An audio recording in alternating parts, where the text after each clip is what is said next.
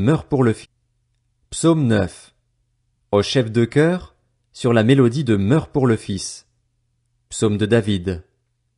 Je te louerai, Éternel, de tout mon cœur, je raconterai toutes tes merveilles. Je ferai de toi le sujet de ma joie et de mon allégresse, je chanterai ton nom, Dieu très haut. Mes ennemis reculent, ils trébuchent, ils disparaissent devant toi, car tu soutiens mon droit et ma cause, tu sièges sur ton trône en juste juge. Tu réprimandes les nations, tu détruis le méchant, tu effaces leur nom pour toujours et à perpétuité. Plus d'ennemis, des ruines éternelles. Tu as détruit des villes, et leur souvenir est perdu. L'Éternel règne pour toujours, il a dressé son trône pour le jugement. Il juge le monde avec justice, il juge les peuples avec droiture. L'Éternel est une forteresse pour l'opprimé, une forteresse dans les moments de détresse. Ceux qui connaissent ton nom se confient en toi, car tu n'abandonnes pas ceux qui te cherchent, Éternel. Chantez en l'honneur de l'Éternel, qui siège à Sion, proclamez ses hauts faits parmi les peuples, car il venge le sang versé, il s'en souvient, il n'oublie pas le cri des malheureux. Fais-moi grâce, Éternel, vois la misère où me réduisent mes ennemis. Retire-moi des portes de la mort, afin que je raconte toutes tes louanges dans les portes de Sion et que je me réjouisse de ton salut. Les nations tombent dans la fosse qu'elles ont creusée, leur pied se prend dans le filet qu'elles ont caché. L'Éternel se fait connaître, il fait droit, il prend le méchant à son propre piège. Que les méchants rejoignent le séjour des morts avec toutes les nations qui oublient Dieu, car le pauvre n'est pas oublié définitivement. L'espérance des malheureux n'est pas perdue pour toujours. Lève-toi, Éternel, que l'homme ne triomphe pas, que les nations soient jugées devant toi. Frappe-les d'épouvante, Éternel, que les peuples sachent qu'ils ne sont que des hommes. Psaume 10. Pourquoi, Éternel, te tiens-tu éloigné? Pourquoi te caches-tu dans les moments de détresse? Le méchant, dans son orgueil, poursuit les malheureux. Ils sont pris dans les pièges qu'il a conçus. Le méchant se vante de ses mauvais désirs. Le profiteur maudit et méprise l'Éternel.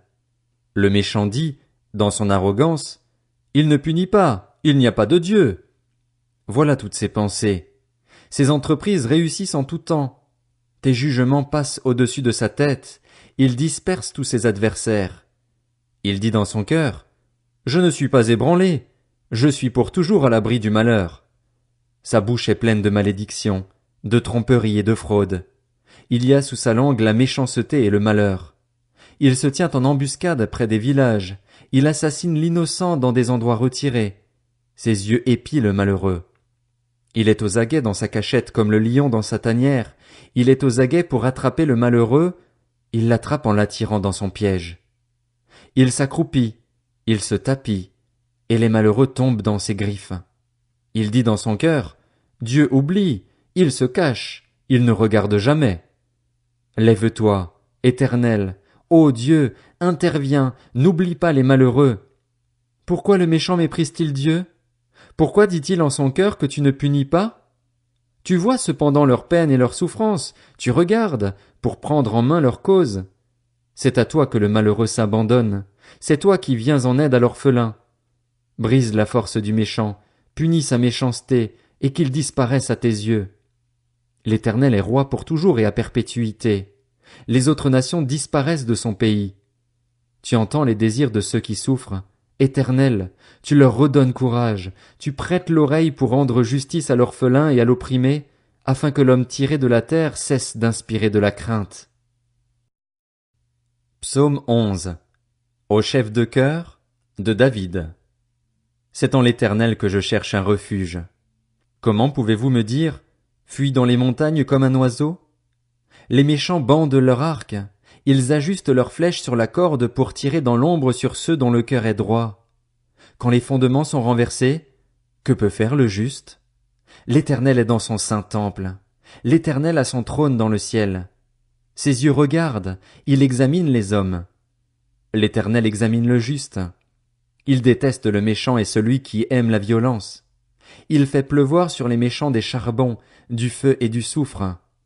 Un vent brûlant, Tel est le lot qu'ils ont en partage, car l'Éternel est juste, il aime la justice. Les hommes droits contemplent son visage.